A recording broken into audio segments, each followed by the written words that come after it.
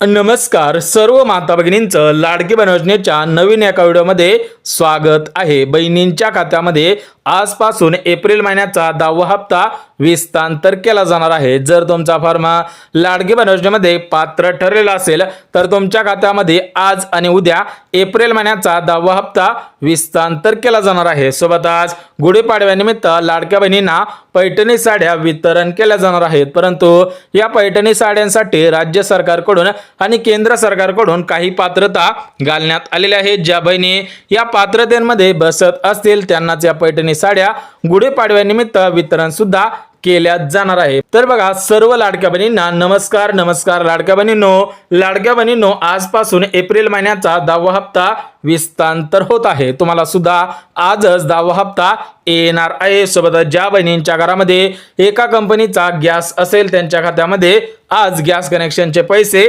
सोडण्यात आलेले आहेत, त्यांना गॅस कनेक्शनचे पैसे येणार आहेत। परंतु सर्वात महत्त्वाचा मुद्दा म्हणजे पैठणी साड्या, तर या पैठणी साड्या सरसकट सर्व लाडक्या बहिणींना देण्यात येणार नाही। बघा या पैठणी साड्यांसाठी राज्य सरकारने पात्रता सुद्धा घातलेली आहे। ज्या बहिणी पात्रतेमध्ये बसत असतील त्यांनाच पैठणी साड्या देण्यात येणार आहे। कारण 30 मार्च रोजी आपला गुढीपाडवा सण आहे, तर या सणाच्या अनुषंगाने पैठणी साड्या वितरण केल्या जाणार आहेत। परंतु राज्य सरकारने आणि केंद्र सरकारने या पैठणी साड्यांसाठी 4 पात्रता घातलेली आहेत। ज्या बहिणी या 4 पात्रतेमध्ये बसत असतील त्यांनाच पैठणी साड्या वितरण केल्या जाणार आहेत। बघा 4 पात्रतांपैकी पहिली पात्रता म्हणजे तुमच्या खात्यामध्ये फेब्रुवारी महिन्याचा 8वा हप्ता आलेला असावा तरच तुम्हाला पैठणी साडी देण्यात येणार आहे।